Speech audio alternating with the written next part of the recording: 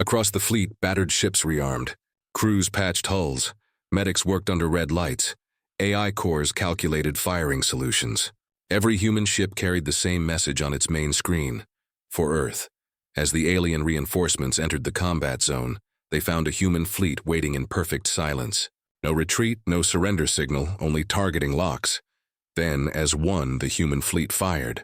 Dozens of ships unleashed railguns, plasma cannons, and EMP warheads. The space between Earth and the Moon turned into a storm of destruction. Alien vessels broke apart, one after another. The Virile commander watched in disbelief as his once flawless formation collapsed. "This is impossible," he hissed. They were supposed to beg. By the time the second wave ended, space was littered with wreckage. The humans had lost hundreds of ships, but the aliens had lost more. For the first time in Virile history, they had been forced to retreat from a planetary system. Inside Aegis Station, Admiral Kepler stood before the viewport, watching the burning remains of the enemy fleet drift into the void. He knew it wasn't over, not by far. He whispered quietly, almost to himself, "They'll be back. But next time we'll be waiting." Captain Imani's voice came through the comm link. "Sir," the crew's asking, "is this a victory?" Kepler looked at the stars, silent, endless, cold. "It's not victory," he said. "It's the beginning." Far beyond Earth's orbit, in the depths of alien space, Archregent Kasath's fleet limped home, broken and furious. The Alien Council demanded answers. How could primitives defy them? How could they win? Kasath glared into the hologram of his superiors. "They call themselves Deathworlders," he said bitterly. "Now I understand why." And somewhere, deep in the blackness of space, humanity's engines flared once more. They were not done. They were preparing, because this was no longer defense. This was war. The news spread faster than light. Across hundreds of alien worlds, across thousands of ships, a single shocking truth echoed through every network. The Virile Dominion had been defeated. For the first time in known galactic history, the so-called Deathworlders had stood against a superior force and won. No one wanted to believe it at first. The Council of Civilized Worlds dismissed it as propaganda. "Impossible," they said. "Humans are reckless savages. They couldn't have bested the Virile Armada." But when the transmission arrived, raw battle footage from orbit, captured by neutral trading satellites, no one could deny it. Alien commanders watched in silence as human ships, battered and burning, still fought like cornered beasts. They saw the Vanguard tear through cruisers 3 times its size. They saw the railgun strikes, the coordinated flanking maneuvers, the suicidal courage, and in the end, they saw the Virile retreat. The galaxy trembled. On Earth, the mood was electric. Entire cities erupted in cheers when the news broke. Humanity had survived the first onslaught. But under the celebration, a darker realization took hold. This was only the beginning. The aliens would return, stronger, angrier. In the Earth Defense Command, Admiral Kepler stood before the galactic transmission console.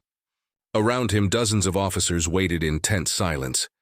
He had been authorized to send a message, one that would be received by every major power in the galaxy. The technicians gave a nod. "Transmission link established, Admiral. You're live in 3, 2, 1. Kepler took a breath and looked straight into the camera. "This is Admiral Thomas Kepler of Earth Defense Command," he began. His voice was calm, deliberate. "To all who watch this, let it be known that the Virile Dominion attacked our world without cause. They demanded our surrender. We refused." He paused, letting the silence stretch. "They called us Deathworlders, as if it were an insult. They were right about one thing. We come from a world that kills the weak, that teaches strength through pain. We learned to fight before we learned to walk. We survived everything our planet threw at us. And we will survive you too." His tone hardened. "To any species who thinks they can decide who lives and who dies among the stars, hear this. Humanity kneels to no one. We don't start wars, but we finish them." He leaned closer to the camera, his eyes cold and steady. "If the Virile come again, they won't find prey. They'll find hunters." The transmission ended. Within hours, the message was everywhere. The Virile Council tried to block it, but it was too late. Pirate networks, smuggler relays, and rogue AIs had already spread the recording across every communication hub in the Orion Arm. On distant worlds, Alien soldiers watched the human admiral's speech in silence. Some laughed nervously. Others didn't. A few, those who had fought the Virel and lost everything, felt something unexpected. Hope. For the first time, someone had stood up to the Dominion and lived to tell the tale. In the Virel capital, Archregent Kasath stood before the High Council, humiliated but unbroken. His voice echoed in the great chamber. These humans, they are not like the others. They fight with madness, with desperation. They strike even when cornered. A counselor hissed, "They are savages. We will exterminate them." Kasath's claws tightened. "We already tried." The room fell silent. He continued, "We underestimated them once. We won't do it again. The humans fight like predators because they are predators. Their homeworld forged them in violence. If they are not crushed quickly, they will become a threat to the entire Dominion." Another counselor leaned forward. "Then what do you propose?" Kasath's eyes narrowed. "We strike their colonies, cut off their supply lines, starve them before they can rebuild. And this time," he bared his teeth in a grim smile, "we bring the entire fleet." Meanwhile, on Mars, the human colonies prepared for what everyone knew was coming. The red planet's surface was alive with activity. Factories churning out armor plating. Orbital shipyards glowing with construction lights. Captain Imani stood aboard the Vanguard, watching the endless crimson horizon through the viewport. "How long until they come?" she asked quietly. Her first officer replied, "Intel says weeks, maybe less. The Virel are gathering everything they have." Imani nodded slowly. "Good. Let them." She looked at the tactical display showing newly built ships joining the fleet. Frigates, interceptors, even massive dreadnoughts constructed in secret over the past decade. Humanity had learned fast. Too fast for most species' comfort. Back on Earth, Kepler received a flood of messages from across the stars. Some were threats. Others were warnings. But a few were offers. An insectoid race called the Dravik sent a simple transmission. "We fought the Virel once. We lost. You didn't.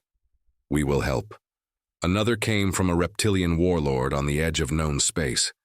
"We have ships. You have courage. Maybe we trade." The tide was shifting. The once isolated humans were now being watched, studied, and, for some, respected. For others, feared. 3 weeks after the first battle, an alert echoed through the Earth Defense Network. Deep space scanners detected massive energy signatures. Hundreds of ships forming at the edge of the solar system. Admiral Kepler stared at the display. His jaw tightened. "They're back." The room fell silent. No one needed to ask who they were. The second Virel invasion fleet had arrived. Twice as large, twice as deadly. Captain Imani's voice came over the channel from Mars orbit. "Orders, sir?" Kepler's eyes hardened as he looked out toward the distant stars. "Send the message," he said. "To who, sir?" He smiled faintly. "To everyone."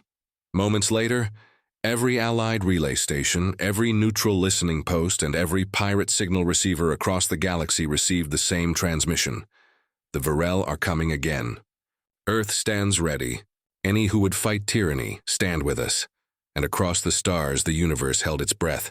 The humans had sent their message. The galaxy had heard. Now it would see if the legend of the Deathworlders was true. The void between stars was no longer silent. Dozens of ships from dozens of species were moving, some fleeing, some gathering, some deciding whether to risk everything to stand beside the humans. The Virel Dominion's defeat at Earth had changed everything. Worlds that once feared the Dominion's wrath now whispered of rebellion. Captains who once hid their ships in asteroid fields were now plotting routes to Sol. For the first time in galactic history, an alliance was forming, born not from diplomacy or politics, but from shared defiance. At Earth's orbital fortress, Aegis Station, Admiral Kepler stood before the grand holomap. It was filled with alien symbols, new fleets arriving through jump gates, transmission codes from unknown worlds, and encrypted channels requesting talks. Commander Joe spoke quietly beside him. "Never thought I'd see this day, sir. Half the galaxy's criminals and rebels want to join us." Kepler gave a dry smile. "They're not joining us because they like us, Commander. They're joining because they hate the Virel more." Joe chuckled. "Still, I'll take an army of enemies' enemies over no army at all." Kepler nodded slowly. So will I. The first to arrive was the Dravik swarm, insectoid survivors of a Virel genocide decades earlier. Their queen's voice echoed through the communication chamber, harsh, metallic, yet strangely regal. "Human Admiral," she hissed. "We remember fire. We remember the Virel burning our nests. You burned them back. We will fight beside you." Kepler bowed his head slightly. "Then we'll fight together." Next came the Karnathi Confederation, a race of reptilian warriors who once served the Dominion as mercenaries. They appeared on the holofeed, scales glinting like steel. "Our honor was taken when we obeyed their chains," said Warlord Karen. "We'll take it back with blood." Captain Imani, standing beside Kepler, smiled faintly. "Sounds like we'll get along." Within weeks, the space above Mars transformed into a living armada. Human ships lined up alongside alien cruisers painted in strange colors and symbols. Engineers from half a dozen species shared blueprints, mixing technology in ways no one had dared before. Human reactors were combined with Dravik bioarmor. Karnathi plasma cannons were mounted on Terran destroyers. Even pirate fleets arrived, offering ships in exchange for amnesty and supplies. Every dock, every shipyard, every orbital station hummed with new energy. The Alliance of the Broken, as the media had started calling it, was being born. But unity came with friction. In one of the newly built War Council chambers aboard Aegis Station, arguments echoed through the halls. "We cannot fight the Dominion head-on," hissed the Dravik Queen's envoy. "Their fleets outnumber us 5-1, growled Karen. "So what? Let them come," a human strategist spoke sharply. "If we throw everything into open battle, we'll lose in a day. We need to hit their supply lines, disrupt their command structure." The voices clashed, overlapping in anger and pride. Finally, Admiral Kepler slammed his hand on the table. "Enough." The room fell silent. His voice was low but steady. "We are not here to prove who can shout louder. We are here because we all lost something to the Dominion. You lost your worlds. We lost our peace. So unless you want to lose again, we fight smart." He pointed to the holographic map that displayed the Dominion's network of outposts and trade routes. "These are their lifelines. We hit here, here, and here, fast, quiet. We make them bleed before they reach Earth again." The others exchanged glances. For the first time, they all nodded in agreement. The plan was set. Meanwhile, out in the asteroid belts, a new kind of fleet was being built. Humans called them Shadow Wings, strike groups made up of both human and alien ships, built for ambush and hit-and-run missions. Captain Imani led one such fleet. Her command ship, Vanguard, had been refitted with hybrid technology, human railguns, Dravik shielding, and Karnathi stealth plating. Her second-in-command, Lieutenant Rourke, watched as the shipyard crews finished their final adjustments. "Never thought I'd see humans and bugs working side by side," he muttered. Imani smirked. "A few months ago, they wanted to eat us. Now they're painting our hulls," Rourke laughed quietly. "Guess war makes strange friends." Back on the Virel homeworld, Archregent Kasath watched the growing chaos through intercepted transmissions. Reports of rebellion, defections, and riots spread across his empire. He slammed his fist into the table. "They dare to unite?" His intelligence officer bowed low. "Yes, my lord. Even the border systems are rebelling. The humans have given them hope." Kasath's eyes glowed with fury. "Then we will take it away. Prepare the cleansing fleets. Burn every world that whispers their name." As the Dominion mobilized, the Alliance prepared for its first joint strike. In Mars orbit, fleets assembled, shimmering like a storm of steel and light. Hundreds of ships from dozens of races formed a massive sphere around the planet. The sight was awe-inspiring, chaotic and beautiful. Admiral Kepler stood on the command bridge staring at the fleet through the glass. "For the first time in galactic history," he said softly, "we stand together." Captain Imani's voice came through the channel. "And for the first time, the Virel won't be facing just humans." Kepler smiled faintly. "No, this time they'll be facing everyone they ever crushed." The Alliance was ready. The Virel were advancing. The second invasion was about to begin. And deep within the void, the stars themselves seemed to hold their breath, waiting to see if the children of the Deathworld, and those who had chosen to follow them, could stand against the most powerful empire in the galaxy. Because this time, It wasn't just Earth's war.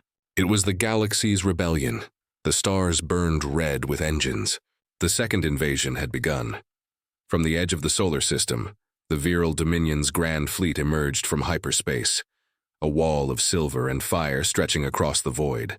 Thousands of warships, carriers, and dreadnoughts moved in perfect formation, their combined energy signatures blotting out entire constellations. The first invasion had been a test. This one was an extermination. In Mars' orbit, the alliance of the broken waited. Human ships stood side by side with alien cruisers. Old enemies turned uneasy allies. The fleet was larger than anything humanity had ever commanded, yet still smaller than the force descending upon them. Admiral Kepler stood on the bridge of the Aegis command carrier, watching the incoming swarm. "How many?" he asked quietly. "Scanners estimate over 2,000 ships, sir," replied Commander Joe. "Mostly Dominion heavy class and siege vessels." Kepler's expression didn't change. "And us?" 741 combat ready." Joe hesitated. "Outnumbered nearly 3-1. Kepler gave a cold, calm nod. "Then we'll just have to hit 3 times harder." In the war room, a holographic projection of the solar system flickered to life. The enemy fleet approached fast, splitting into 2 formations, one heading toward Earth, the other toward Mars. Captain Imani's voice came through the tactical link. "Sir, they're spreading their forces." "We can use that," Kepler agreed. "Exactly. We bleed the smaller group before they regroup. Shadow wings, prepare to intercept." The order raced through the Alliance network. Out in the black, Captain Imani's vanguard led the Shadow Wings, a hybrid strike group of human and alien ships designed for speed and precision. They accelerated silently, hiding behind asteroid fields, their stealth plating bending light. Lieutenant Rourke watched the radar. "Targets approaching, 2 minutes out." Imani's voice was calm. "All wings, lock targets and hold fire until my mark." The alien destroyers glided closer, unaware of the trap. They were confident, arrogant, believing no force could stand against the Dominion twice. Then Imani whispered, "Mark." The void exploded in light. Railguns roared. Plasma lances burned through shields. Dozens of Dominion cruisers were torn apart before they could even raise defenses. "Direct hits across the board," shouted Rourke. "Good," Imani said. "Now disappear." The Vanguard and its allies dove into the asteroid field, vanishing like ghosts as the Varel fleet fired blindly into the rocks. "Shadow Wings, regroup at Point Echo," she ordered. Phase 2 is next. On the other front, the main Alliance fleet engaged near Earth's orbit. Massive dreadnoughts clashed like gods.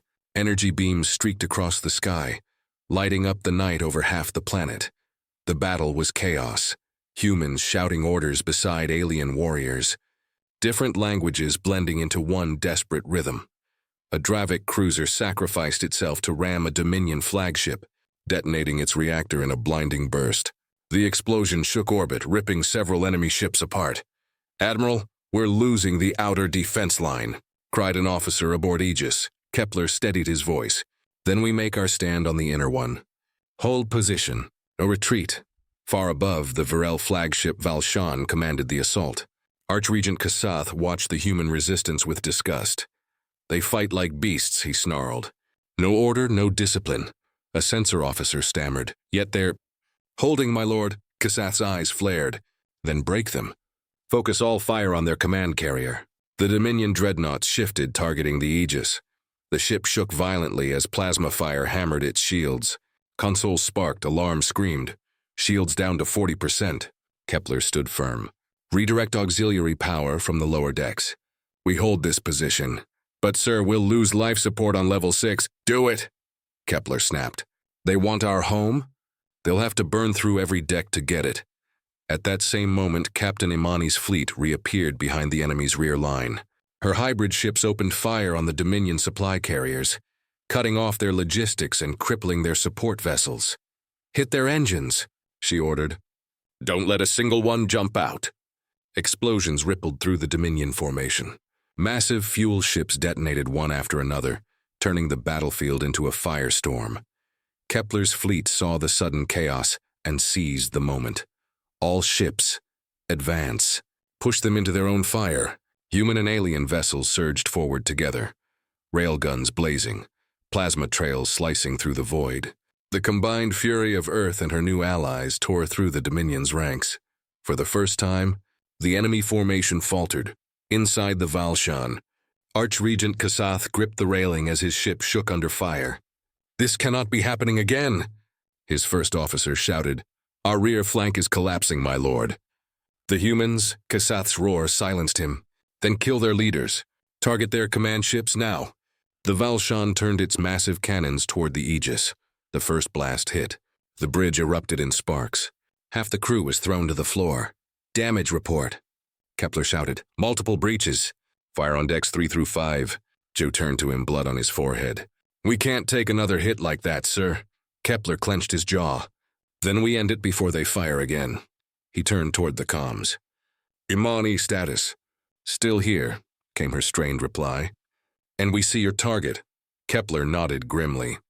"Then let's cut off the head." Every deep space probe that ventured beyond the edge of the system vanished without trace. Distress signals from nearby colonies came in fragmented bursts, half messages, half screams. At Aegis Station, Admiral Kepler stood before the war table, his expression grim. "Still no confirmation?" he asked. Commander Joe shook his head. "No, sir. Whatever it is, it's wiping out entire sectors. Not even debris remains." Captain Imani's voice came through the comm link, her tone weary but sharp. "I've seen the scans, Admiral. It's not a fleet. It's one ship," Kepler frowned. "One? Yes, sir. But it's bigger than anything we've ever seen. Moving faster than light should even allow." A deep silence filled the room. Then Joe whispered, "The Viral's revenge." On the Viral homeworld, Archregent Kasath stood before his creation. Project Oblivion. A vessel forged from living matter and machine. A planet-sized dreadnought pulsing with the energy of a dying star. Its armor was a shifting mass of nanometal, its core powered by the souls of billions harvested from conquered worlds. As the creature ship stirred, its voice echoed through every Dominion frequency, a deep, mechanical growl that resonated across light years. "We are Oblivion. We are the end of Deathworlders," Kasath smiled coldly. "Go, burn their home. Leave nothing." The beast roared as it entered the void, and the Dominion's last gamble began. Hours later, the alarms on Aegis Station erupted. Unidentified warp signature detected. "It's massive." Kepler's eyes widened as the holographic display flickered, showing a shape so large it eclipsed the sun. The ship, if it could even be called that, appeared like a dark bleeding wound in space. Its surface twisted like muscle and metal fused together. "By God," Joe muttered. "That's not a ship. That's a nightmare." Kepler's voice cut through the rising panic. "All fleets to defensive positions.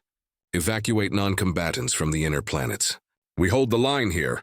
The Alliance of the Broken mobilized for what might be their last stand. Human, Dravik, Carnathi, and countless other ships took formation across Mars' orbit. Engines flared, shields charged, and weapons glowed as captains whispered silent prayers. On her bridge, Captain Imani stared at the monstrous silhouette of Oblivion. "That thing is alive," she said quietly. Rourke's voice cracked. "Then let's make sure it dies." The battle began with a scream. Oblivion opened its maw, an enormous cavity lined with energy conduits, and unleashed a beam that tore through space itself. Dozens of ships vaporized instantly. The shockwave hit Mars's surface, ripping apart its orbiting colonies. Kepler's fleet responded with everything they had. Nuclear warheads, plasma storms, railgun barrages, all fired at once. The night turned into a storm of light, but when the glow faded, Oblivion was still there, barely scarred. Joe shouted, "Our weapons aren't even scratching it!" Kepler clenched his fists. "Then we hit it where it hurts. Target the core signature. It's alive, which means it can bleed." Meanwhile, far from the main battle, the Dravik Queen's telepathic voice echoed across the Allied command channels. "We sense pain within the beast." A mind, many minds screaming. Kepler's eyes widened. "It's feeding on the consciousness of the dead. Using them as power." Captain Imani's voice came in tight. "Then if we can free those minds, maybe we can shut it down." "Negative," Joe cut in. "We don't have that kind of tech." Imani replied, "No, but the Dravik do. The Queen's swarm ships dove straight into Oblivion's open wounds, their acid claws tearing at its organic plating. Within, her warriors unleashed energy pulses meant not to destroy, but to disrupt its psychic network. Screams, thousands of them, echoed across all frequencies. Inside the control chamber of Aegis Station, Kepler shouted, "The creature's energy output is dropping. Now's our chance. All units full attack." Every remaining ship, from the smallest fighter to the mightiest dreadnought, unleashed their final salvo. The Carnathi rammed their cruisers into Oblivion's spine, detonating fusion cores. Human destroyers fired nuclear salvos straight into its heart. Dravik swarm ships detonated in sacrificial bursts, burning its neural lattice from within. As Oblivion howled, its core began to destabilize. The psychic energy it had consumed now turned against it, the trapped souls screaming for release. "Admiral," Joe said, "if that thing blows, the entire system goes with it." Kepler nodded. "Then we take it out there." He activated the fleet-wide channel. "All ships, this is Admiral Kepler. Push it away from Earth. Use every thruster, every reactor. We move it or we die with it." The combined fleets engaged their engines, pushing against the gravity well of the monster. Thousands of ships glowed white-hot, hulls cracking under pressure, but they didn't stop. Bit by bit, the colossal creature drifted away from Earth, toward the edge of the system. At the last moment, Imani's vanguard, barely held together, fired its last torpedo directly into the core. The explosion consumed everything. A blinding wave of light expanded across the void, washing over the wreckage, the planets, the fleet. Then silence. Hours later, fragments of the destroyed Oblivion drifted quietly beyond Pluto. Earth still stood. The Alliance, though shattered, had survived. On Aegis Station, Kepler opened a comm to all surviving ships. His voice was weary but proud. This war began because they thought humanity was weak, that Deathworlders would kneel. But today we proved them wrong. We didn't just survive, we changed the galaxy. He paused, looking out the viewport at the scattered stars. "Tell every world, humanity doesn't seek conquest. But if anyone brings war to our home again, they'll remember Oblivion." And somewhere far beyond known space, amid the remnants of the Dominion, whispers began again. The humans had done the impossible. They had stood against gods and won. And for the first time in galactic history, every species looked to Earth not with fear, but with hope. The alien ship hung over Earth like a dark wound against the blue sky. It wasn't the first time humanity had seen such things, but this one was different. It came not as an explorer nor as a trader. It came to remind humanity of its place. The alien transmission was short and cold. "Humans, you have advanced too far. The Council of Civilized Worlds demands your surrender. Your technology, your weapons, your expansion. These acts violate the peace of the galaxy." The message repeated across every channel: television, radio, even the networks of Earth's orbital stations. For a moment, the entire planet stood still. Cities froze. Pilots stopped mid-flight. Miners on Mars looked up at the thin red sky in disbelief. The aliens called themselves the Varel Dominion, a species so advanced that they had crushed entire worlds for less. They saw humanity as dangerous, unpredictable, and unworthy of the stars. But the Varel had made one mistake. They forgot what kind of world humans came from. On the bridge of the Earth Defense Command, Admiral Kepler stared at the alien transmission replaying on the main holoscreen. He said nothing for a full minute. The officers around him waited, nervous, silent, their eyes flickering between fear and anger. Finally, the Admiral spoke in a quiet voice. "So, they want us to kneel." No one dared to answer. The tension in the command room was thick. The alien fleet orbited above, hundreds of ships strong, their energy signatures burning like stars on the radar.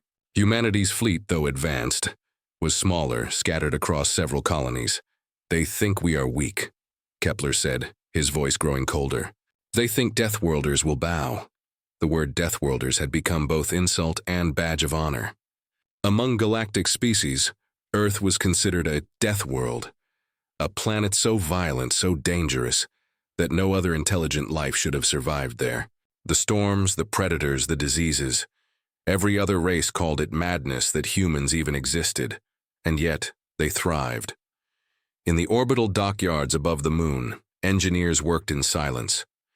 The hull of the battleship Vanguard gleamed in the starlight. Inside, Captain Imani inspected the ship's main cannon, a prototype railgun capable of piercing through capital shields. A young lieutenant approached her, whispering, "Ma'am, command still hasn't authorized engagement. The council says we should wait. Try to talk." Captain Imani gave a short laugh, bitter and sharp. "Talk? With those who call us vermin?" She looked through the viewport. In the distance, the alien ships moved in formation, beautiful and terrifying, their silver hulls glimmering like knives. "No," she said quietly. "They came here to test us, to humiliate us. If we wait, they'll burn our world and call it mercy." Her fingers brushed the ship's command console. "But we won't wait forever." On Earth, panic began to rise. Governments argued, citizens fled to bunkers, and across social media, one phrase spread faster than the alien message: "We will not kneel." Soldiers of every nation prepared for what they feared might be the end. Orbital factories worked day and night, converting cargo haulers into makeshift warships. AI cores linked planetary defense grids. Humanity had no choice but to unite, or die. Even then, no one was sure if unity would be enough. The aliens had given humanity 72 hours to surrender. If not, they promised cleansing fire. 48 hours later, a meeting was held aboard the Vanguard. Admirals, captains, and generals appeared as holograms around a massive circular table. Faces grim, voices steady, Admiral Kepler stood at the center. "They think they are gods," he said. "But they forget. Every god bleeds when you cut deep enough." Some officers nodded. Others hesitated. One spoke, "Sir, if we strike first, we doom every colony. We lose billions." Kepler turned toward him. "If we do nothing, we lose everything." Silence fell again. Outside the viewport, the alien fleet shimmered in the darkness like a storm ready to break. Finally, Captain Imani stepped forward. "Sir, permission to speak freely?" "Granted." She leaned forward, her eyes burning. "I was born in Nairobi Dome, back when Earth still trembled from its own mistakes. My mother said we were forged by chaos itself. If the Virel want war, then let them face the children of the death world." The words hung in the air. Something changed in that moment. Fear gave way to resolve. Kepler nodded slowly. "Then we fight." The order spread like wildfire across the human networks. Fleet commanders on Mars, Titan, and the Outer Belt all received the same encrypted message. Operation Iron Dawn. Prepare for engagement. The Virel did not know it yet, but the countdown had begun. Humanity's fleet, wounded, scattered, but unbroken, was gathering. The ships that once explored and traded were being armed for war, and in the dark reaches of space, where no alien eyes could see, massive reactors began to hum to life. Engines flared. Weapons charged. For the first time in centuries, humanity spoke with one voice, not in surrender. Not in fear, but in fury. The Deathworlders had been insulted for the last time, and as the final hour approached, every human heart burned with the same thought. Let them come. We'll show them what it means to start a war with Earth. The countdown had ended.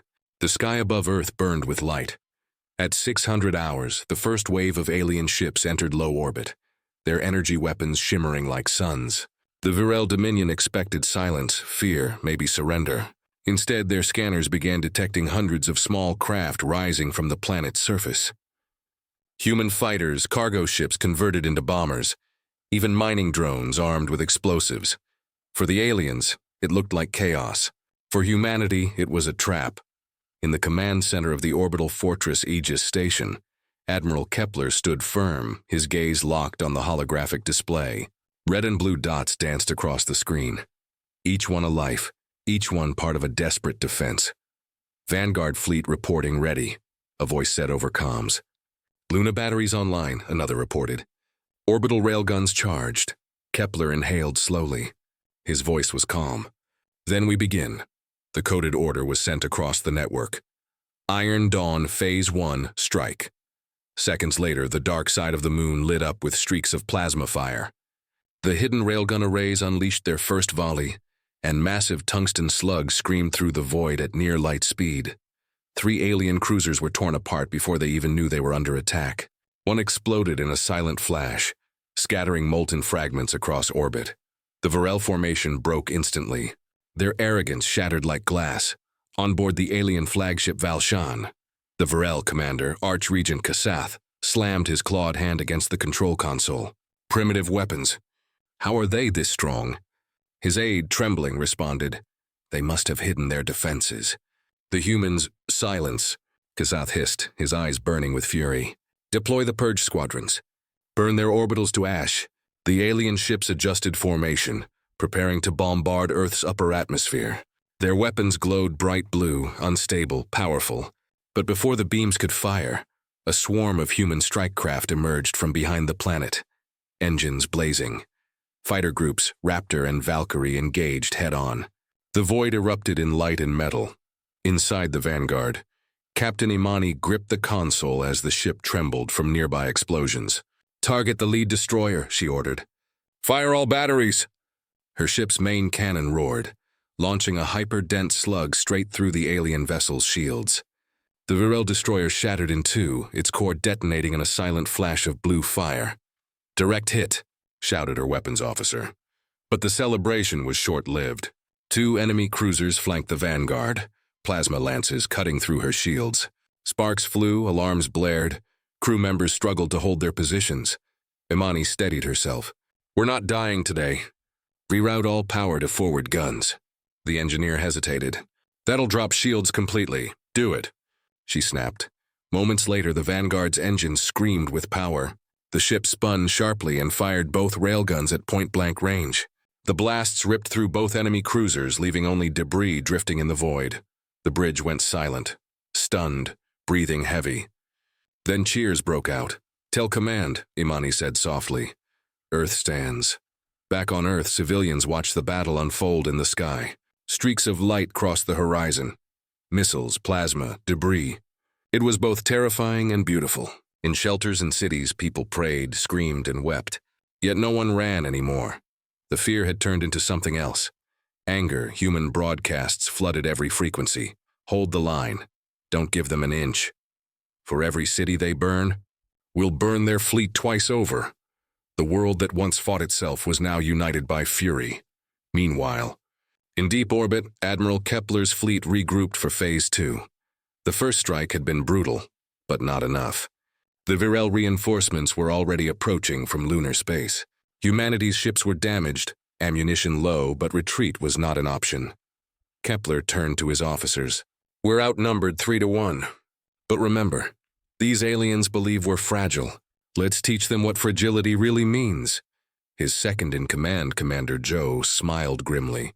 "Sir, I think they're starting to believe the legends." "Good," Kepler said. "Let's make them true."